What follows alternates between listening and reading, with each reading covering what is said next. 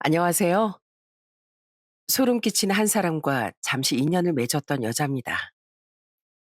저는 한 번 결혼을 했던 사람이에요.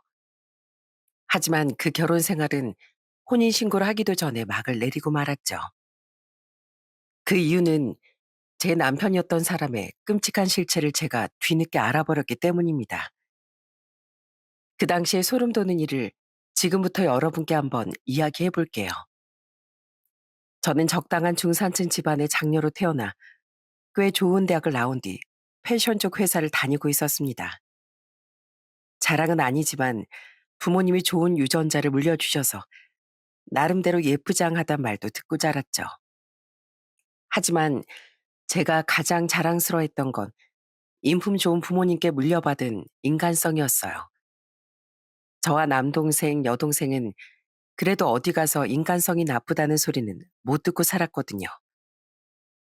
그렇게 직장 생활을 하던 전 30대 어느 날 3살 많은 남편을 만나게 됐습니다.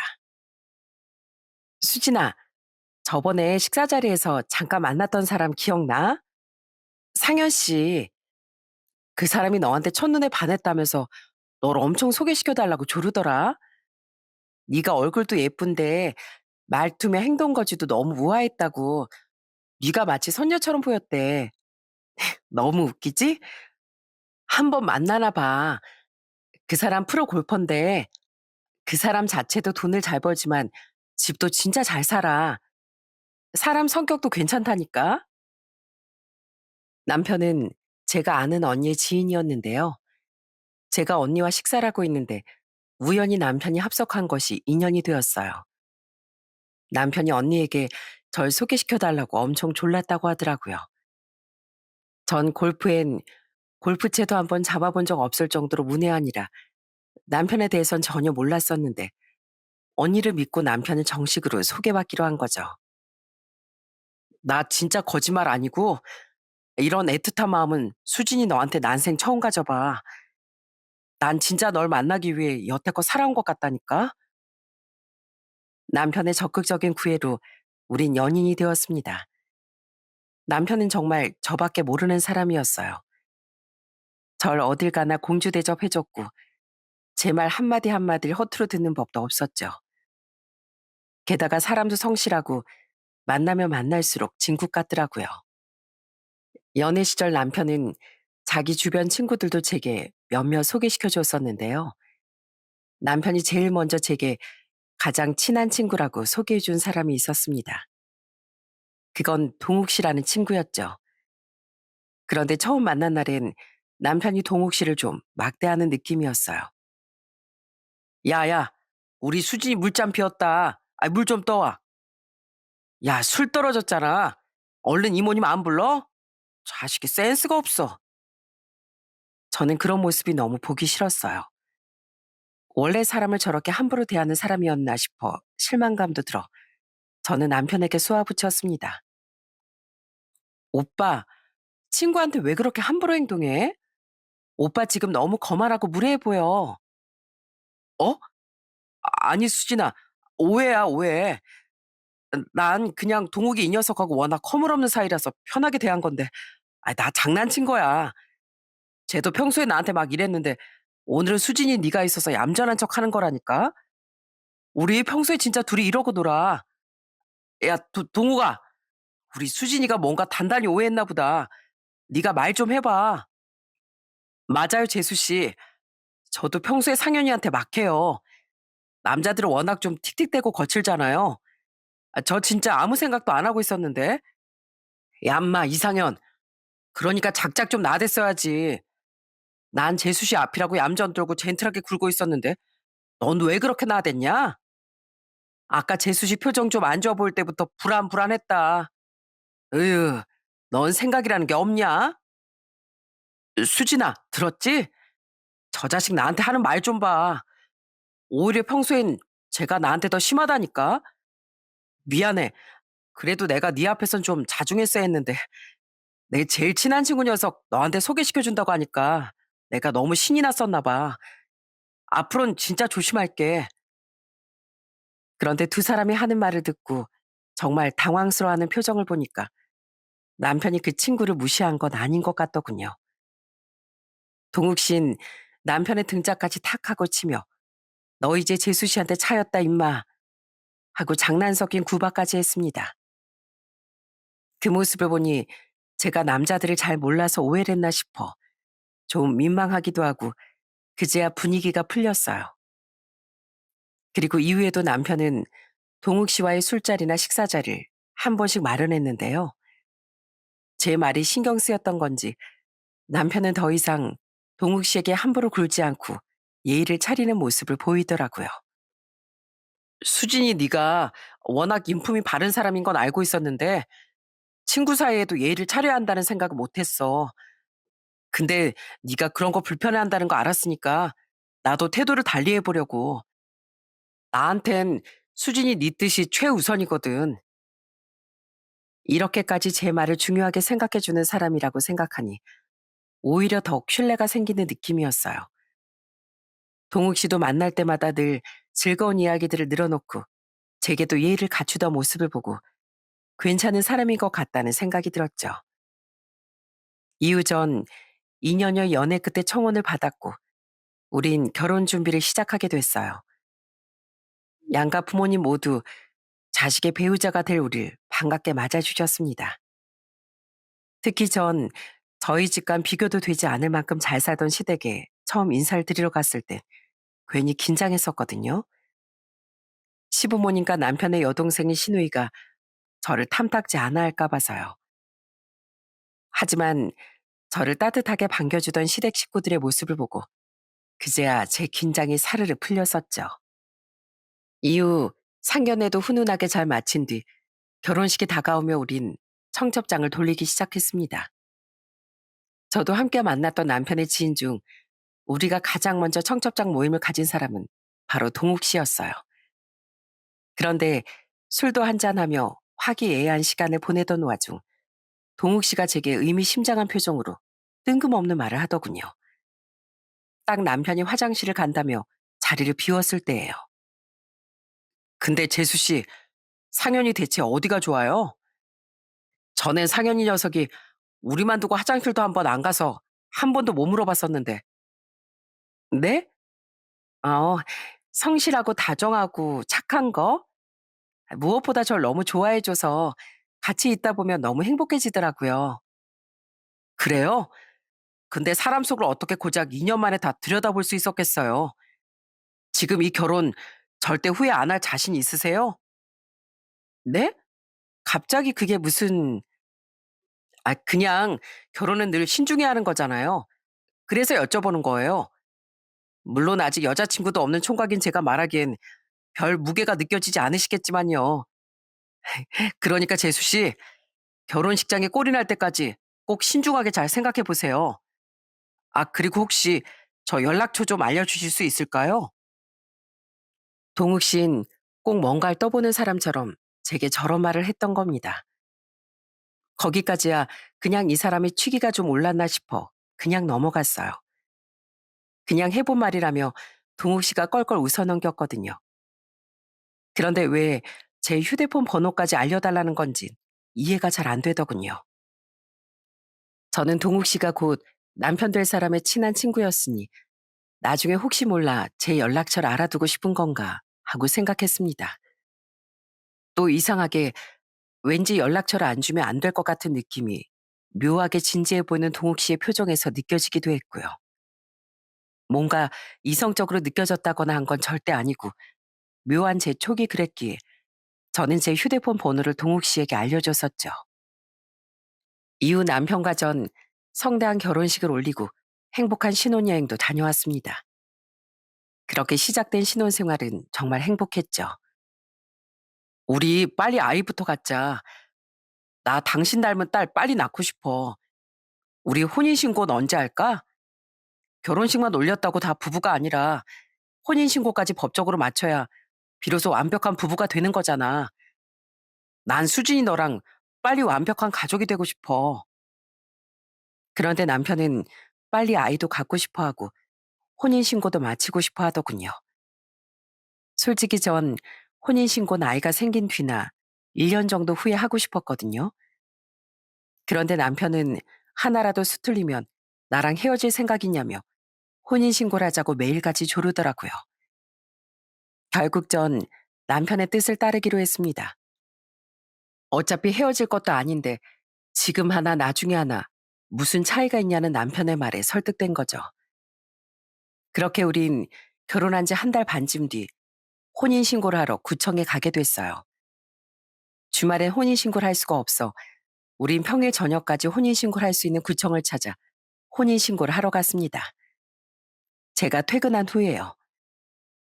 혼인신고는 꼭 내가 사는 동네나 지역이 아니어도 할 수 있다는 걸 그때 처음 알았죠. 누구지? 회사인가? 그런데 구청으로 막 들어가려던 찰나 제 휴대폰에 진동이 울리더군요. 저는 신이 나서 룰루랄라 저보다 앞서 구청에 들어가고 있던 남편을 뒤로하고 잠시 제 휴대폰을 확인했습니다. 당시 회사 프로젝트가 너무 바빴던 때라 퇴근 후에도 시도 때도 없이 업무적인 연락이 왔었기에 혹시 급한 연락일까 싶어서요. 제게 문자를 보낸 건 회사 사람이 아닌 연락처를 주고받은 이후 한 번도 따로 연락한 적이 없던 동욱 씨였어요. 그런데 그 내용이 너무 이상하더라고요. 재수 씨, 지금 혼인신고하러 구청 가 계시죠? 저 구청 근처인데요. 상현이한테 아무 말 말고 뒷문이나 아무 데로나 좀 몰래 빠져나오세요. 혼인신고하지 말고 빨리요. 진짜 재수 씨 인생에 걸린 중요한 얘기를 꼭 해드려야 해서 그래요. 알 수 없는 문자 내용에 괜히 등골이 서늘해지는 기분이 들더군요. 우선 전 왜 안 오냐고 보채던 남편의 목소리에 어정어정 구청 안으로 발걸음을 옮기긴 했는데 너무 찝찝하더라고요. 혼인신고를 하러 온 마당에 이러는 게 맞나 싶었지만 아무리 생각해도 우선 동욱 씨의 말을 들어보는 게 제 인생을 위한 일 같다는 생각이 강하게 들었습니다. 결국 전 목적지에 거의 도착했을 때 걸음을 멈췄어요. 그리고 남편에게 혼신의 연기를 하며 말했죠. 아우, 배야.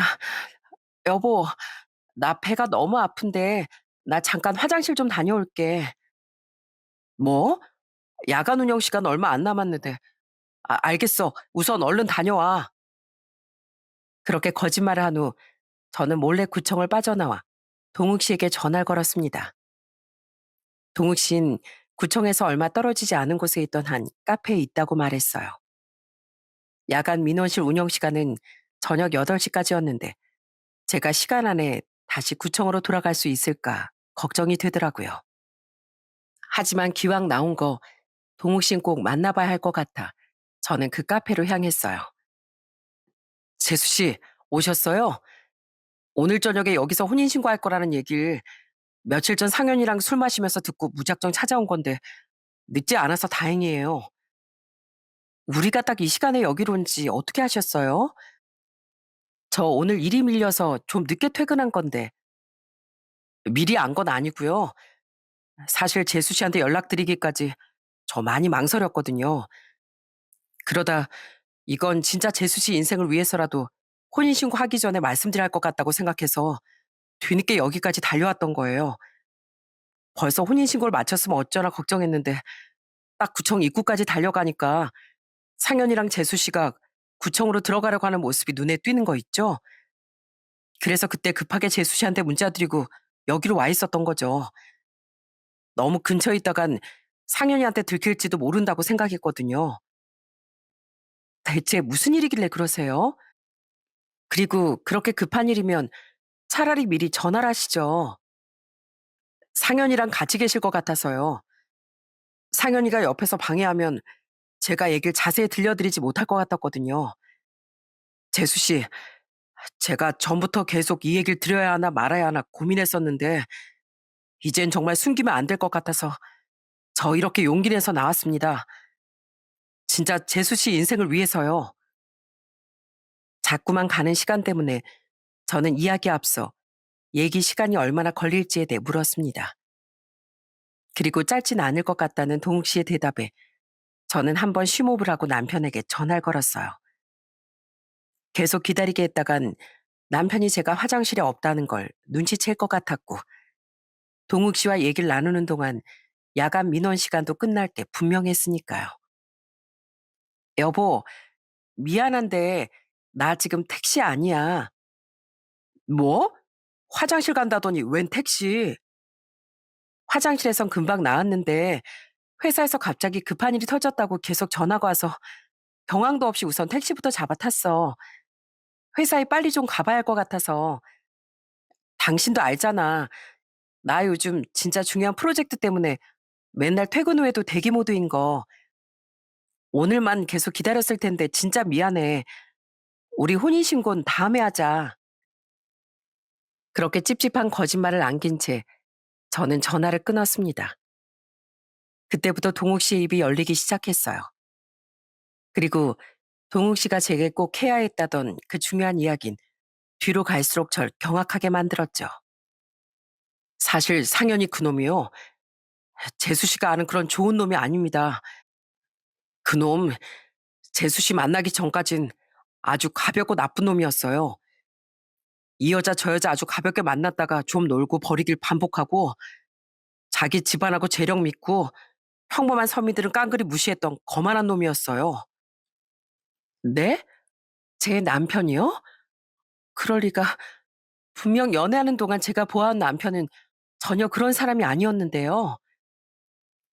처음에 저 만났던 날 상현이가 저한테 막대했던 거 기억하시죠? 그게 사실은 그놈 본성이에요. 전 상현이가 제게 눈치를 줘서 재수 씨 앞에서 장단 맞춰줬던 거고요. 근데 그 녀석이 수진 씨는 진심으로 좋아하는 것 같은 게 수진 씨 앞에선 어떻게든 잘 보이려고 계속 노력하더라고요. 전에 만나던 여자들 앞에선 그런 거만한 기색도 전혀 감춘 적이 없었거든요. 근데 제일 중요한 건 그게 아니라 그놈이 자기 가장 친한 친구한테까지 한 행동이에요. 친한 친구요? 동욱 씨 말고 다른 친구가 또 있었어요? 네, 있었어요. 박문섭이라고. 원래 문섭이까지 셋이 우린 삼총사로 불리는 절친이었어요. 문섭인 상현이만큼은 아니어도 꽤 잘 사는 녀석이었는데 그 둘에 비해서 전 되게 평범한 집 자식이거든요. 그 둘에 비해서 직장도 그냥 평범한 중소기업 다니고요. 그래도 우린 원래는 그런 거 상관없이 서로 정말 친하게 지냈었어요. 저 말고 다른 사람들은 자꾸 무시하던 상현이 행동 때문에 저도 문섭이도 뭐라고 한 적이 많긴 했었지만요. 특히 문섭인 상현이랑 다르게 우월의식 같은 건 전혀 없는 순하고 착한 녀석이었어요. 동욱 씨 이야기엔 문섭이란 또 다른 친구가 등장하더군요. 저는 한 번 본 적도 들어본 적도 없던 남편의 절친이요. 그리고 그 문섭이란 친구에게 남편이 한 짓을 들은 순간 저는 큰 충격을 받고 말았어요. 문섭인 일찍 결혼을 했었는데요. 자기 아내 문제로 아이를 가질 수 없었는데 그런 건 상관도 안 할 만큼 자기 아내를 끔찍이 사랑했어요. 그런데 그런 문섭이 아내랑 상현이 그 자식이 바람이 난 거예요. 네? 자기 친구 아내랑요? 네. 문섭이 아내가 골프를 배우고 싶어 했는데 상현이 그놈이 문섭이 아내한테 골프 레슨을 해주다 눈이 맞은 모양이더라고요. 그놈이랑 자기 아내를 철석같이 믿고 있던 문섭인 그 둘이 그럴 줄은 상상조차 못했던 거죠. 그때 정말 난리가 났었어요. 문섭이가 상현이한테 달려가서 주먹 다짐이 일어나기도 하고 정말 개판이었어요. 문섭인 화가 나서 상현이한테 위자료 소송도 걸었는데 문섭인 끝까지 이혼을 안 하려고 버티더라고요. 그만큼 자기 아내를 너무 사랑했던 거죠. 문섭 씨는 자기 아내를 끝까지 붙잡으려고 했지만 오히려 문섭 씨 아내가 문섭 씨와 강렬하게 헤어지고 싶어 했다더군요. 문섭 씨 아내는 제 남편을 진심으로 사랑했던 거예요. 결국 문섭 씨는 자기 아내를 포기하고 이혼할 수밖에 없었는데 더 기가 막힌 건 그 다음이었답니다. 그 둘이 이혼하자마자 상현이 그 자식이 문섭이 아내를 차버린 거예요. 그 나쁜 자식. 그놈은 자기 친구 아내를 진심도 아닌 또 가벼운 마음으로 그냥 가지고 놀려고 만났던 거죠.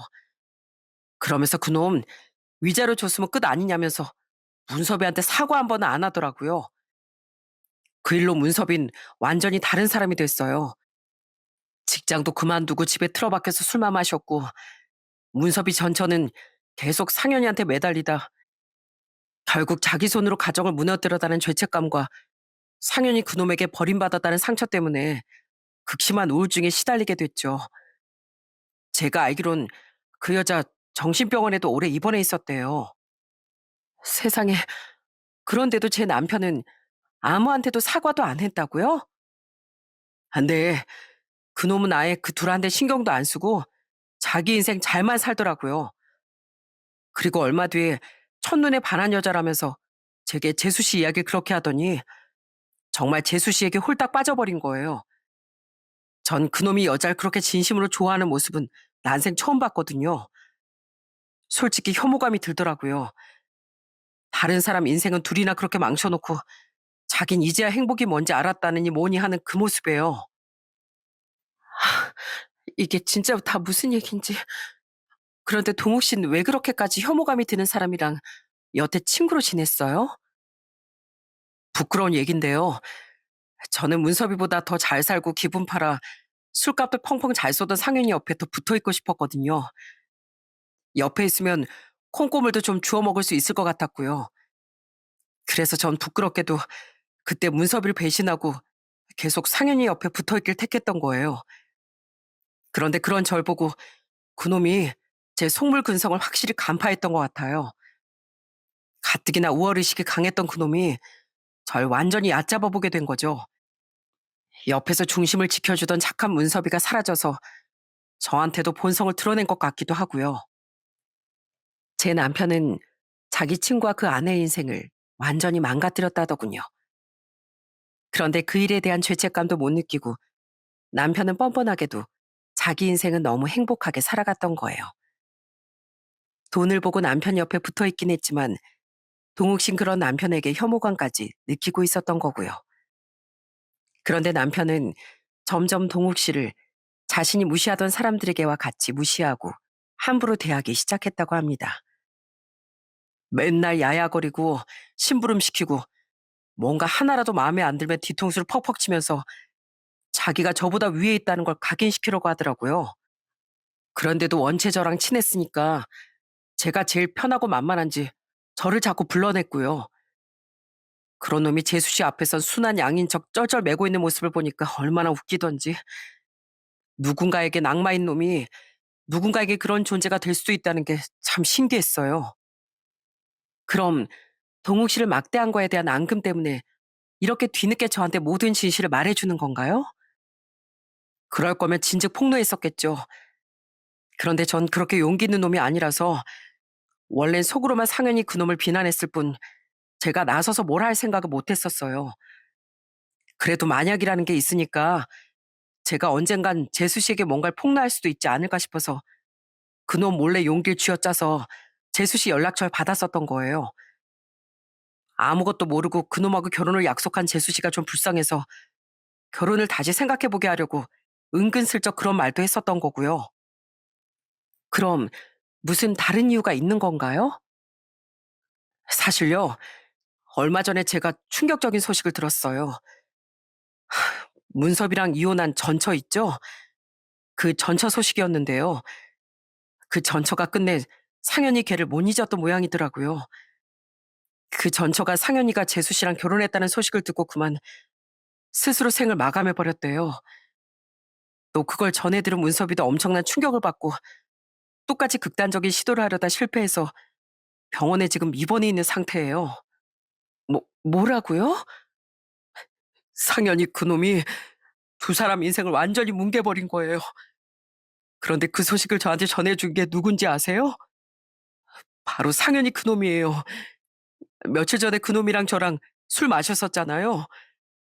그때 자기도 들은 얘기라면서 그 얘기를 해주는데 정말 경악스럽더라고요. 그런데도 그 둘을 그렇게 만든 당사자인 그놈은 그 얘기를 아무렇지도 않다는 듯 짓거리는데 정말 사람이 맞나 싶었어요. 동욱 씨는 감정이 격해졌는지 눈물까지 글썽이며 그 충격적인 얘기를 해주더군요. 그런 동욱 씨의 말을 듣는데 정말 동욱 씨 이야기 속 남편의 모습이 사이코패스처럼 느껴지더라고요. 동욱 씨는 문섭 씨 내외의 비극을 전해 듣고 여전히 아무렇지도 않아 하는 남편을 보며 더 이상 가만히 있을 수가 없다고 생각했다고 해요. 문섭이도 그 전처도 상현이 그놈 때문에 인생이 처참하게 무너졌는데 상현이 그놈만 계속 행복하게 살 거란 생각을 하니 도저히 이건 아닌 것 같더라고요.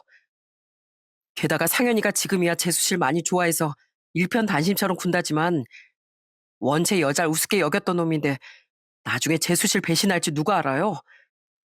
사람은 그렇게 쉽게 안 변한다는데 제가 가만히 있다간 재수씨 인생까지 망칠 것 같아서 가만히 있을 수가 없었어요.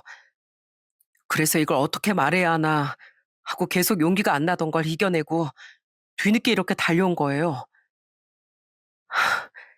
이게 정말이라면 조금만 늦었어도 제 팔자가 더 꼬일 뻔했네요. 제가 겁쟁이라 너무 늦게 말씀드려서 정말 죄송해요. 그동안 모른 척해서 정말 죄송합니다. 저 어젠 문섭이 병원에도 찾아갔었어요. 늦었지만 이제라도 진심으로 사과하려고요. 그때 제가 필요했던 문섭이 옆이 아니라 상현이 그놈 옆에 남은 일을요. 그런데 문섭이 그 착한 녀석은 다 지난 일이라면서 오히려 절 용서해 주더라고요. 전날 문섭실 찾아가 진심으로 용서까지 빌었다던 동욱 씨는 앞으로는 절대 부끄럽게 살지 않겠다며 눈물을 뚝뚝 흘렸습니다. 그 모든 진실을 듣고 나니 머리가 멍해지는 기분이더라고요. 좋은 사람이라고 철석같이 믿고 결혼까지 했건만 그 사람의 실체가 사실 그런 악마였다니 믿을 수가 없더라고요. 하지만 후에 눈물을 뚝뚝 흘리는 동욱 씨를 보니 그게 거짓말 같지도 않아 억장이 무너졌던 거죠. 그게 진실임을 직감했으니까요. 전 그런 동욱 씨에게 조용히 휴지를 건네주며 말했어요. 그래도 끝까지 제게 숨길 수도 있었는데 이렇게 용기 내서 다 말해주셔서 감사드려요. 이 일 정말 잊지 않을게요. 그렇게 동욱 씨의 충격적인 고백을 듣고 난 이후 전 남편 앞에서 표정 관리를 하기 위해 애를 써야 했습니다. 그래도 결혼식까지 올린 사람이니 확실하게 확인은 해봐야 했거든요. 그래서 돈을 주고 뒷주사를 맡긴 뒤 전 애써 아무 일도 없었던 척하며 빨리 다시 혼인신고를 하러 가자던 남편의 말을 이 핑계 저 핑계를 대며 피하곤 했죠. 그리고 뒷조사 결과를 받아본 전 크게 낙담하고 말았어요.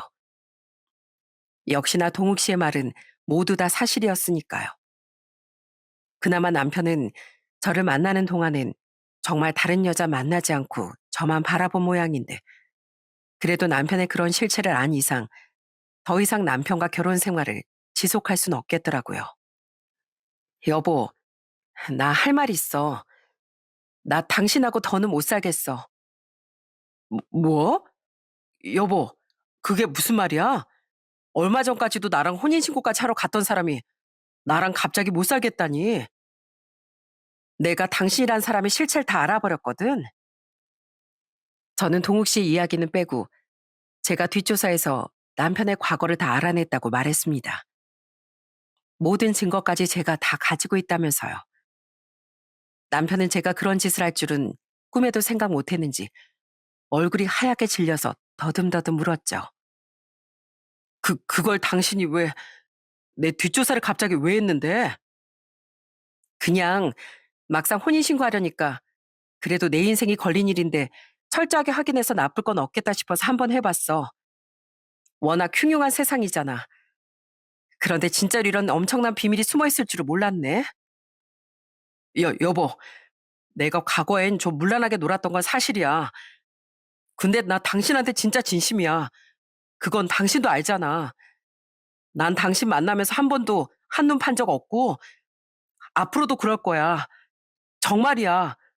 난 진짜 변했다고. 그래, 나한텐 진심이라고 쳐. 근데 난 다른 사람 인생을, 그것도 자기 제일 친한 친구 마누라랑 바람 피워서 자기 친구를 폐인으로 만들어버렸는데도 죄책감 하나 느끼지 못하는 무서운 사람이랑은 절대 못 살아. 심지어 그 사람 전천 이미 이 세상 사람도 아니라며? 근데 당신은 눈도 깜짝 안 한 것 같은데 그게 사람이 할 짓이니? 난 소름 돋아서라도 당신이랑 절대 못 살아.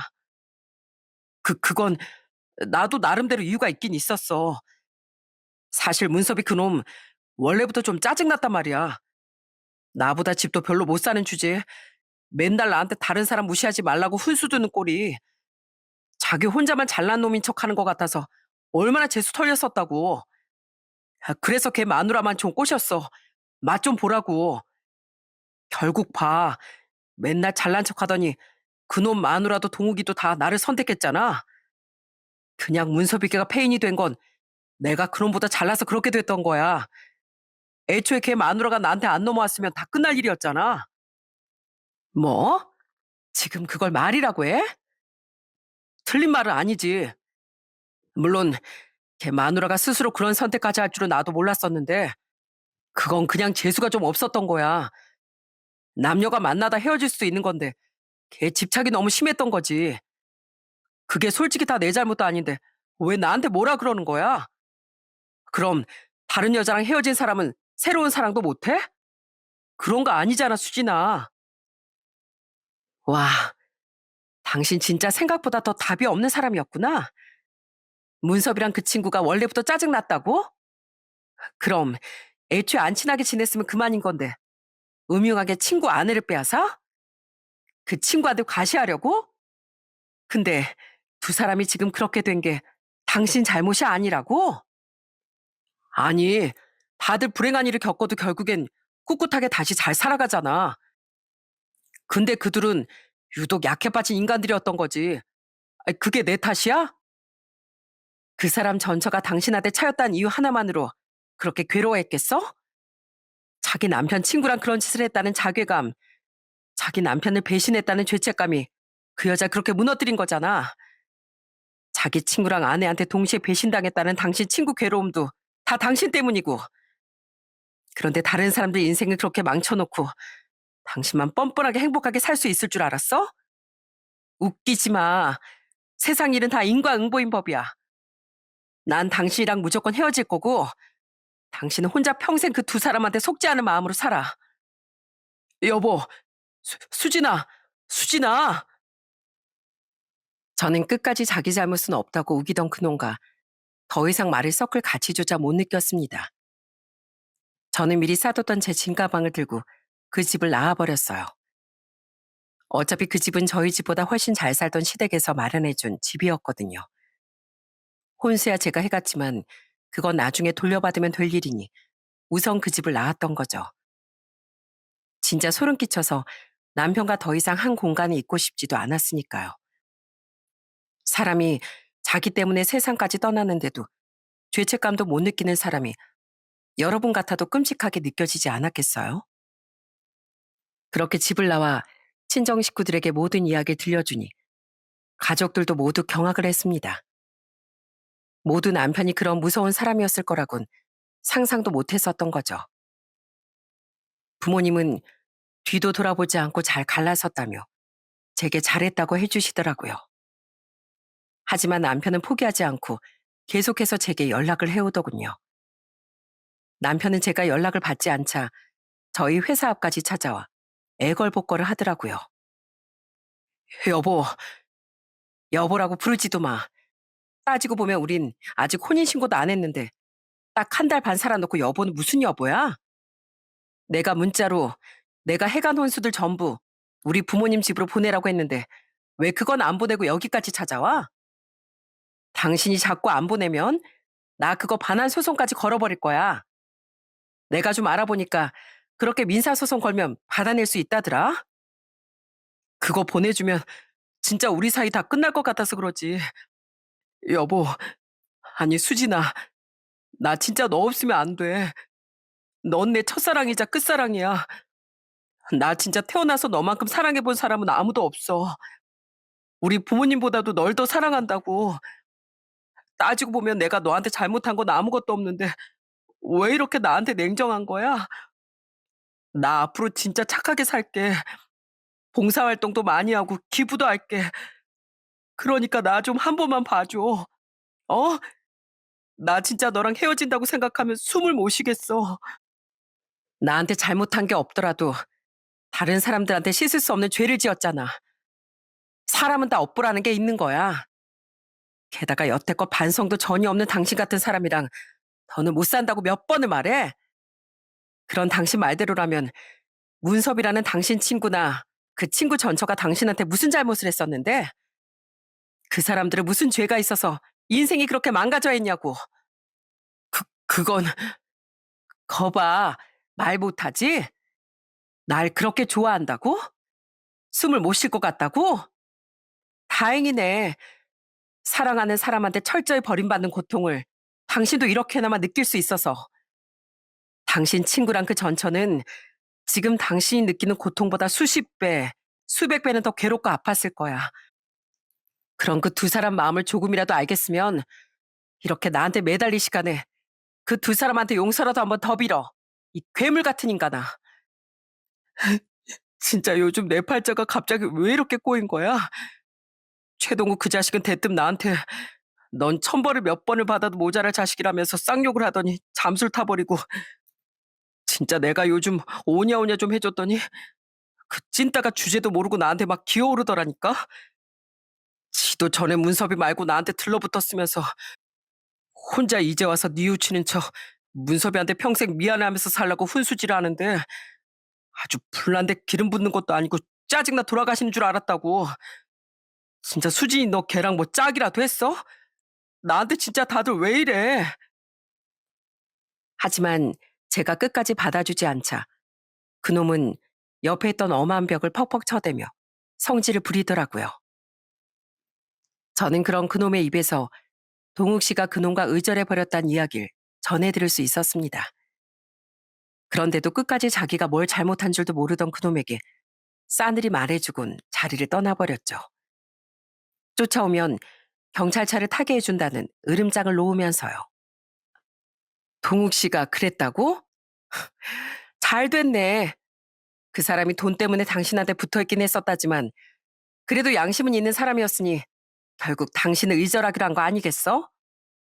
저번에 알아보니까 당신이랑 그 두 사람이랑 셋이 엄청 친했다던데 결국 당신은 그 둘 다 친구로 생각한 것도 아니었잖아. 그랬으니 결국 옆에 아무도 안 낳게 되는 건 당연한 거지. 어디 평생 그렇게 다른 사람 인생 없이 여기면서 평생 살아봐. 결국 당신 옆에 남는 건 외로움 뿐일 테니까. 그렇게 그놈을 다 떼어낸 줄 알았건만 그놈과의 이별은 끝까지 쉽지 않더군요. 그놈은 제가 차단을 했는데도 다른 번호로 계속 연락을 걸어왔고 심지어 잠시나마 제 시모였던 사람까지 제게 전화를 걸어 어이없는 말을 해대더라고요. 그래도 전 그놈의 부모만큼은 멀쩡한 사람들인 줄 알고 마지막 인사를 드리려 전화를 받았었거든요. 이에 수진아, 너 진짜 이대로 우리 상현이랑 갈라설 거니? 우린 상현이가 문섭이랑 그런 일이 있던 줄은 잘 몰랐는데 상현이가 다 말해줬다. 네가 왜 상현이랑 못 산다고 집을 나간 건지. 아, 네. 죄송하지만 저는 여기까지인 것 같습니다. 근데 수진아, 너도 좀 그렇다 이해.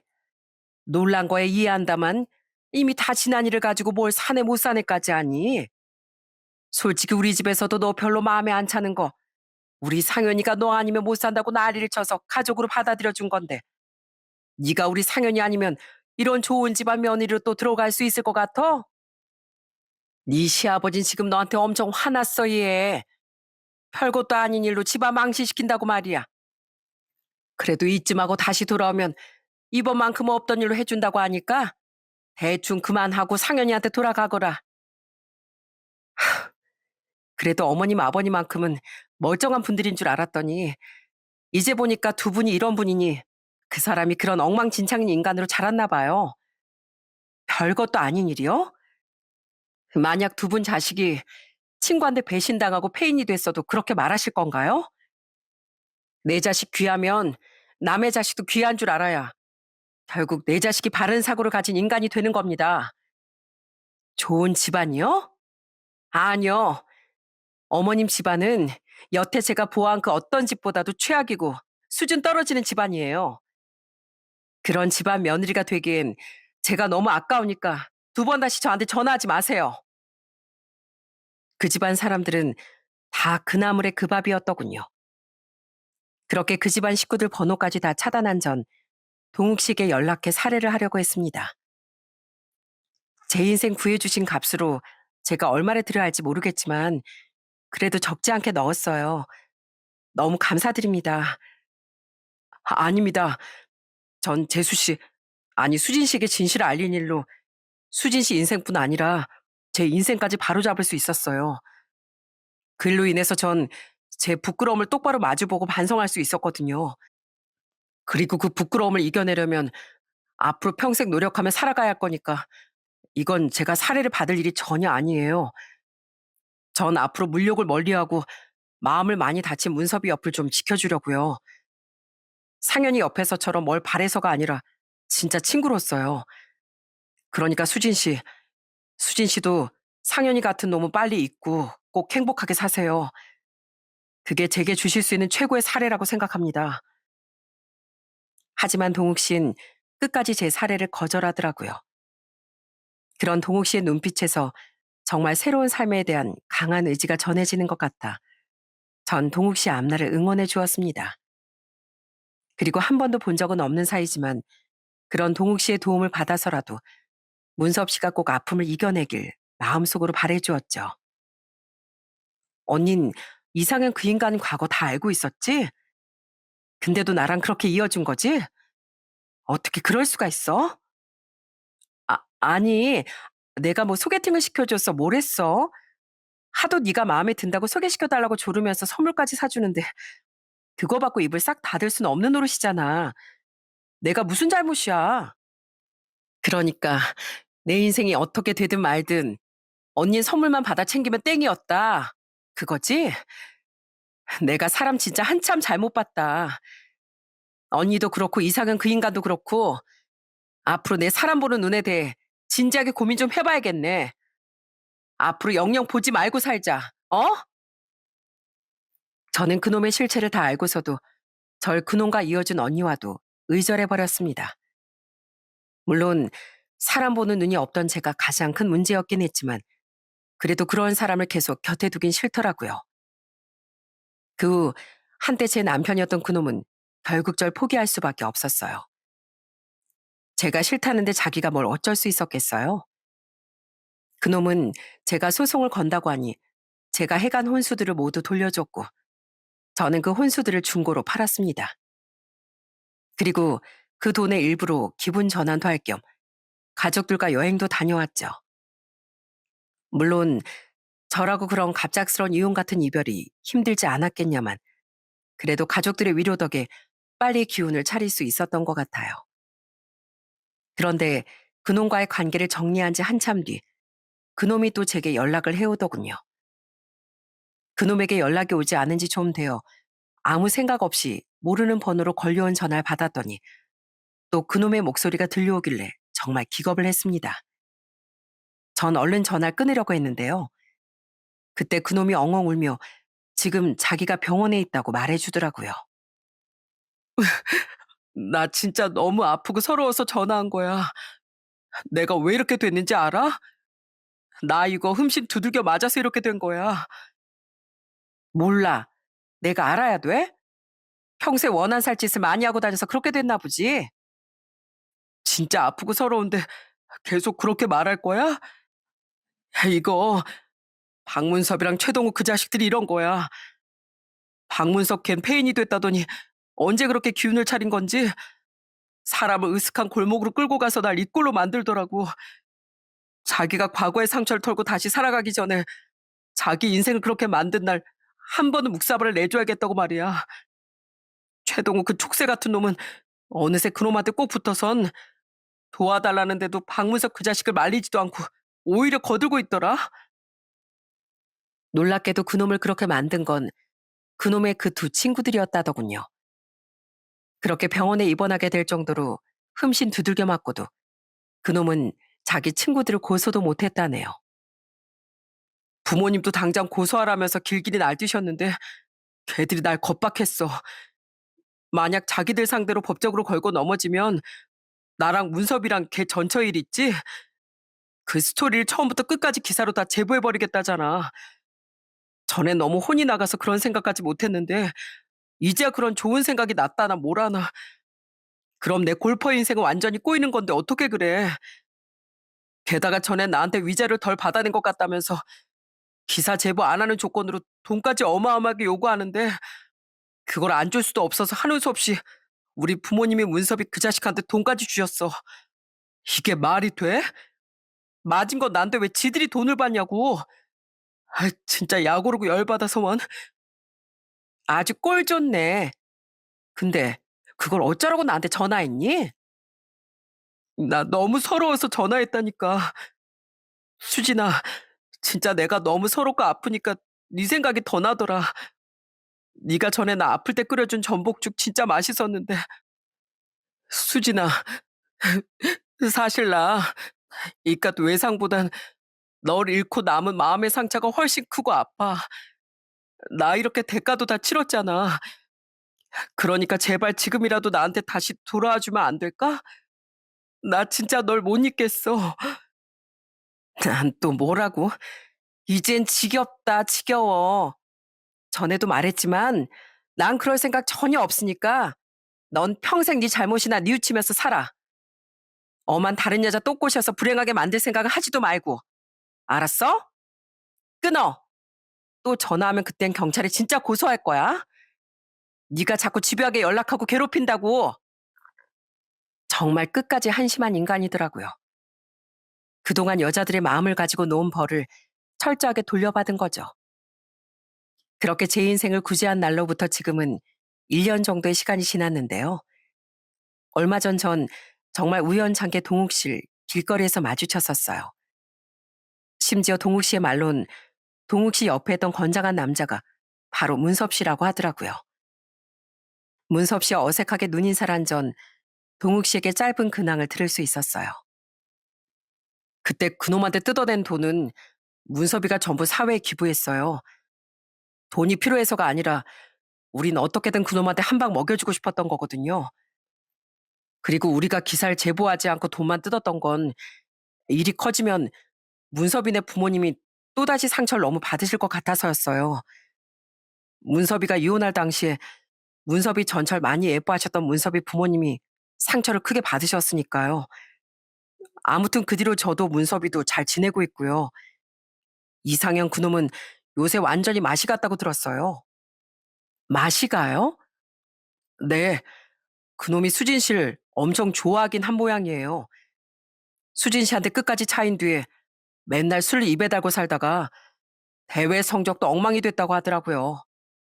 그러다 부상까지 당해서 지금은 쉬고 있다는데 가뜩이나 원래도 성적이 막 좋았던 놈은 아니니 앞길이 어둡지 않나 싶네요. 다 인과응보죠. 이젠 정말로 두 번 다시 볼 일이 없을 것 같아 우린 앞으로도 잘 지내라고 서로 인사를 나눈 뒤 헤어졌습니다. 그렇게 잠시 제 남편이었던 그놈의 소식을 들은 뒤론 한동안 계속 그 당시 일이 머릿속을 맴돌더군요. 그래서 전 평소 부모님과 한 번씩 즐겨 듣던 이 사연 튜브에 제 사연을 제보해보기로 한 겁니다. 저는 여전히 부모님의 집에서 부모님과 동생들과 아픔을 이겨내고 씩씩하게 잘 살고 있거든요. 여러분, 남의 눈에 눈물 내면 내 눈에 피눈물이 나는 법이라죠? 저는 그 말이 정말이라는 걸 그놈의 몰락을 보고 깨달았습니다. 물론 그놈이 자신의 친구와 친구의 전처보다 더 큰 괴로움을 겪고 있는지 모르겠어요. 하지만 어쨌든 업보라는 건 확실히 돌려받은 것 같더라고요. 역시 사람은 죄를 짓곤 멀쩡히 살아가지 못하는 법인 거죠. 마지막으로 사연을 마치기 전에 저를 포함해 제 사연에 등장한 모든 인물의 이름은 모두 가명이라는 말씀을 드리고 싶습니다. 세상에 이 일을 알리고 싶어 하지 않는 문섭 씨를 위해서라도요. 혹시 몰라 전 마지막에 동욱 씨에게 연락해 제가 작성한 사연을 보내주며 문섭 씨의 허락을 구했거든요. 문섭 씨가 곤란해하면 사연을 보내지 않을 작정으로요. 그런데 문섭 씨는 이렇게 가명으로라도 그놈의 악행을 세상에 알리는 건 너무 통쾌한 일 같다며 꼭 사연을 제보해달라고 하더라고요. 그런 문섭 씨 인생이 앞으로는 고통을 벗어나 꼭 행복에 도달할 수 있길 한 번만 바라주시면 정말 감사하겠습니다. 그럼 전 이만 여기서 사연을 마치고 인사드릴게요. 들어주셔서 감사합니다.